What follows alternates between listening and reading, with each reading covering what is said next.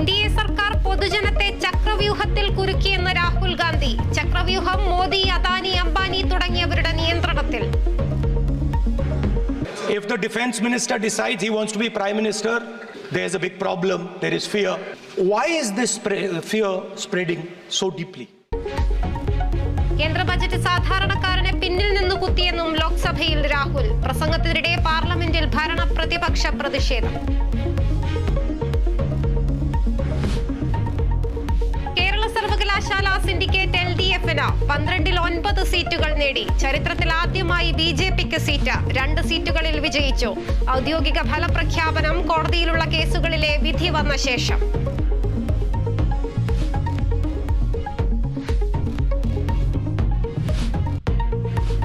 വടക്കൻ കേരളത്തിൽ കനത്ത മഴ. കോഴിക്കോട് പുഴകളിൽ ജലനിരപ്പ് ഉയർന്നു. വയനാട്ടിലും കണ്ണൂരിലും മണ്ണിടിച്ചിൽ. ബാണാസുര ഡാം നാളെ തുറക്കും. തൃശൂർ, വയനാട്, പാലക്കാട്, എറണാകുളം ജില്ലകളിലെ വിദ്യാഭ്യാസ സ്ഥാപനങ്ങൾക്ക് നാളെ അവധി.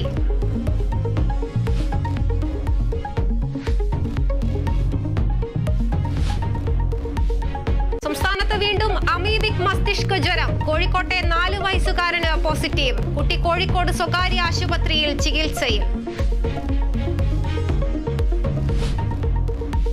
ശിരൂരിൽ അർജുനെ കാണാതായിട്ട് 2 ആഴ്ച പിന്നിടുന്നു. ഇന്ന് പുഴയിൽ തെരച്ചിലില്ല. പരിശോധനയ്ക്കെത്തിയ നാവികസേനാ സംഘം മടങ്ങി. തെരച്ചിൽ നിർത്തരുതെന്ന് കുടുംബവും സംസ്ഥാന സർക്കാരും.